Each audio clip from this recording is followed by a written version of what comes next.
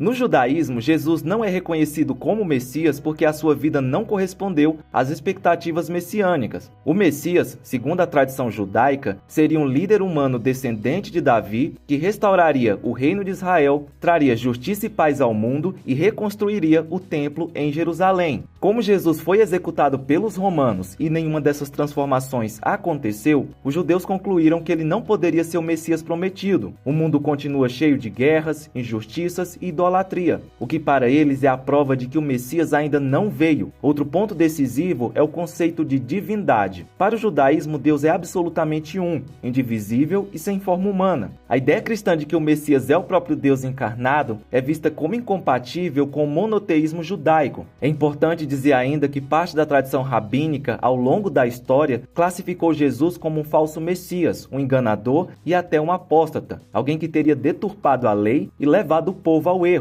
Alguns textos antigos do Talmud chegam a insinuar que Jesus praticava feitiçaria ou que teria aprendido segredos místicos no Egito para enganar as pessoas. Jesus é retratado também sofrendo punição eterna no inferno, mergulhado em excrementos ferventes. Em resumo, no judaísmo, Jesus pode ser visto como um rabino incompreendido, um líder rebelde ou até um herege perigoso, mas nunca como o Messias.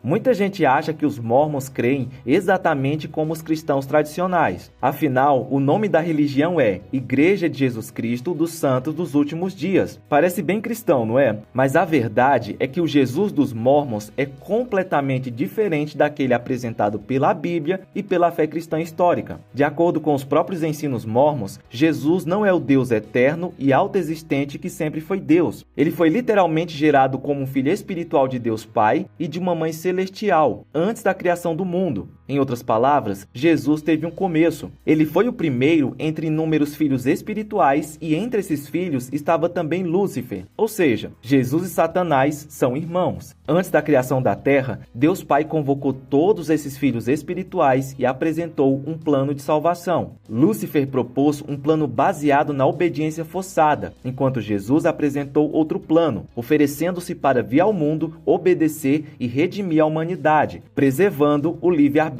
Deus Pai escolheu o plano de Jesus e Lúcifer se rebelou, tornando-se Satanás. Os mormons ensinam que Jesus se tornou Deus por meio da obediência perfeita e da exaltação. Ele não é Deus por natureza, mas por mérito. Assim como ele se tornou divino, os seres humanos também podem se tornar deuses um dia se forem fiéis e obedientes. Esse é o ponto central da teologia mórmon. Jesus é o exemplo do caminho para a divinização. Outro detalhe marcante para os mormons é que o momento mais importante da redenção não foi a cruz, mas também o sofrimento de Jesus no jardim do Getsêmani, onde ele teria suado sangue para expiar os pecados da humanidade. E depois da ressurreição, eles creem que Jesus viajou até as Américas, onde apareceu a um povo antigo e organizou uma igreja ali, um evento descrito no Livro dos Mormons, livro esse que eles consideram tão sagrados quanto a Bíblia. No fim das contas, os mormons falam de Jesus, oram em nome de Jesus e proclamam o Evangelho de Jesus, mas não é o mesmo Jesus da fé cristã.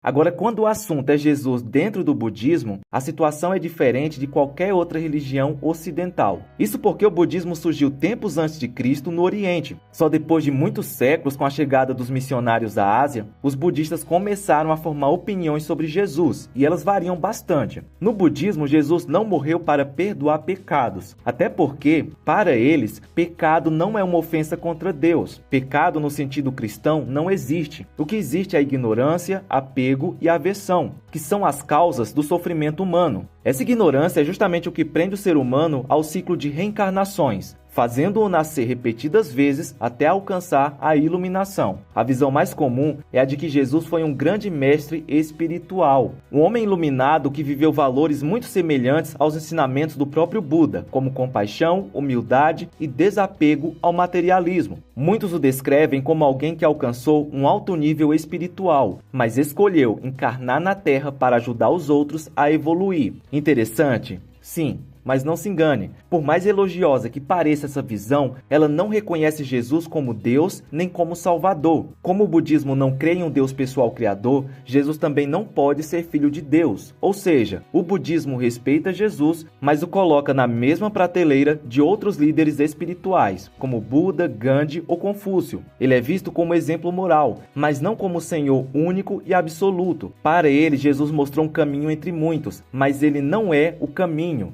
Assim como no budismo, o hinduísmo não tem uma doutrina oficial sobre Jesus, porque se trata de uma religião muito antiga e extremamente plural. Existem centenas de vertentes dentro do hinduísmo, e cada uma pode enxergar Jesus de uma forma diferente. A visão mais popular entre os hindus é a de que Jesus foi um guru iluminado, um mestre espiritual que alcançou um alto nível de consciência divina. Alguns o colocam ao lado de figuras como Krishna ou Shiva, dizendo que ele foi uma encarnação ou manifestação de Deus, assim como esses outros deuses teriam sido. Porém, isso não significa que Jesus é o único Deus como ensina o cristianismo. Significa apenas que ele seria uma das muitas expressões do divino. Outros hindus preferem ver Jesus como o exemplo de alguém que descobriu a centelha divina dentro de si, algo que, segundo eles, todos os seres humanos possuem. Ou seja, Jesus não é diferente de nós em essência, ele teria apenas despertado antes. Alguns também chegam a afirmar que Jesus teria viajado para a Índia durante sua juventude para aprender com mestres hindus, uma teoria popular em círculos esotéricos, mas sem nenhuma base histórica confiável. No fim das contas, o hinduísmo até consegue admirar Jesus, mas o encaixa dentro da sua visão de multiplicidade, onde há espaço para milhares de deuses, profetas, mestres e caminhos espirituais. Para eles, Jesus é mais um entre muitos.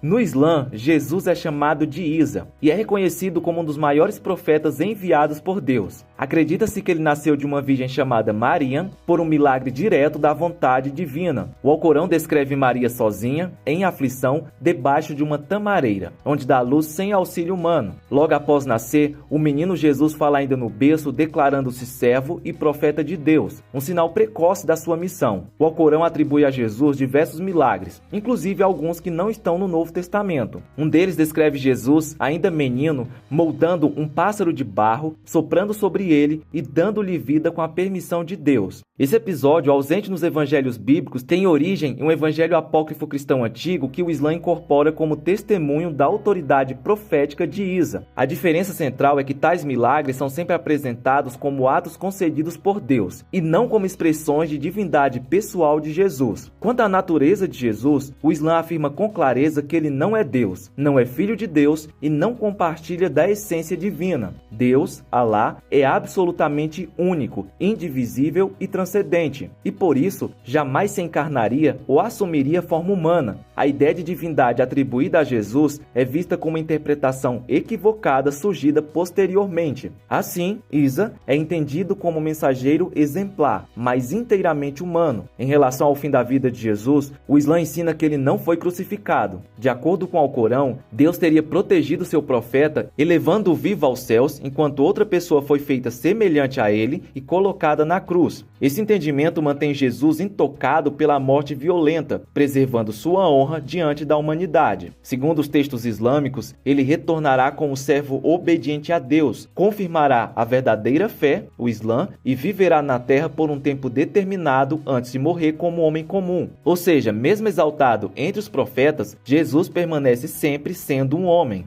As testemunhas de Jeová falam de Jesus o tempo todo, e é justamente isso que confunde muita gente. À primeira vista, parece que elas creem como o restante dos cristãos, mas quando você olha mais de perto, percebe que o Jesus ensinado por elas não é o mesmo dos demais cristãos. Segundo os ensinos da Torre de Vigia, Jesus não é Deus, ele é uma criatura, o primeiro ser criado por Jeová. Antes de vir à Terra, ele teria sido o arcanjo Miguel no céu, e depois da ressurreição, segundo eles, voltou a existir apenas como um espírito poderoso, não em corpo físico. Eles ensinam que Jesus morreu, não numa cruz, mas numa estaca, e que sua morte serve como resgate para restaurar o que Adão perdeu, mas não o reconhecem como o próprio Deus encarnado. Para eles, só Jeová deve ser adorado. Jesus é um mediador subordinado, inferior, e isso faz toda a diferença, porque se Jesus não é Deus, então sua morte não tem poder infinito. Ele não pode perdoar pecados, pode apenas representar alguém que obedeceu perfeitamente. É uma fé que fala em salvação, mas sem Salvador divino. Fala em reino, mas sem Rei eterno.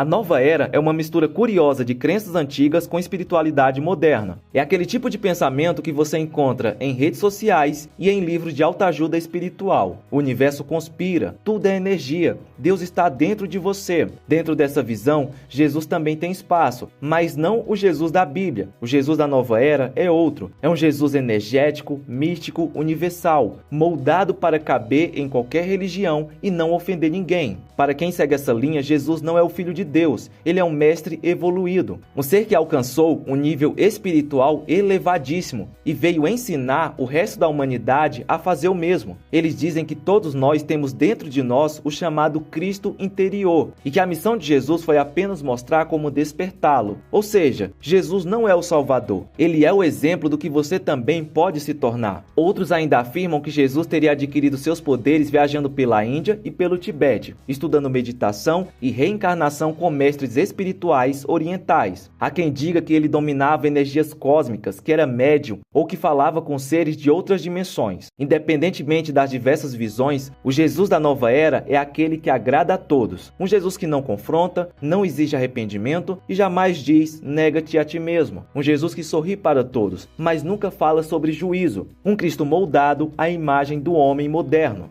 Agora, dentro do cristianismo, Jesus não é apenas um profeta, nem um sábio, nem um exemplo de espiritualidade. Ele é o próprio Deus que se fez homem. Ele não mostrou o caminho até Deus, ele disse ser o caminho. E é por isso que, para os cristãos, toda a história da humanidade se divide em duas partes, antes de Cristo e depois de Cristo. O cristianismo ensina que Jesus nasceu de uma virgem, Maria, viveu sem pecados, revelou o caráter de Deus em carne e osso e, no fim, morreu voluntariamente em uma cruz, não como vítima do Império Romano, mas como Cordeiro de Deus, oferecendo a própria vida em sacrifício pelos pecados do mundo. 3 dias depois, ressuscitou dos mortos, não espiritualmente, não simbolicamente, mas fisicamente. E é essa ressurreição que muda tudo, porque se Jesus ressuscitou, então ele é exatamente o que disse ser. Mas se Jesus não ressuscitou, a fé cristã é falsa, e ele não pode ser apenas um bom homem. Pense comigo, o homem que diz ser Deus e exige adoração, só tem 3 possibilidades. Ou é um mentiroso,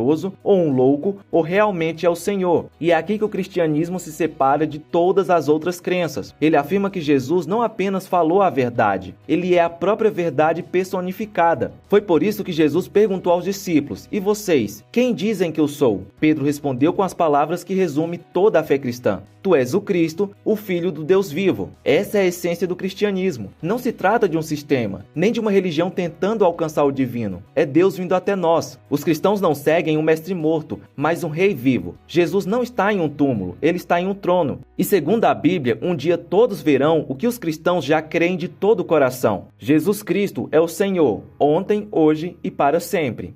Agora, se você tem interesse de aprender mais profundamente a Bíblia, eu te convido para conhecer a minha plataforma de estudos Bíblia Ilustrada. Nela você encontrará mapas mentais e videoaulas sobre todos os livros da Bíblia, além de vários outros bônus especiais, como um curso de interpretação bíblica também acompanhado por mapas mentais. Tudo isso para ajudar você a realmente entender a palavra de Deus com profundidade. O link para você conhecer a plataforma está aqui na descrição. E antes de sair, aproveita para assistir ao vídeo que está aparecendo aí na sua tela. Fica na paz e até a próxima!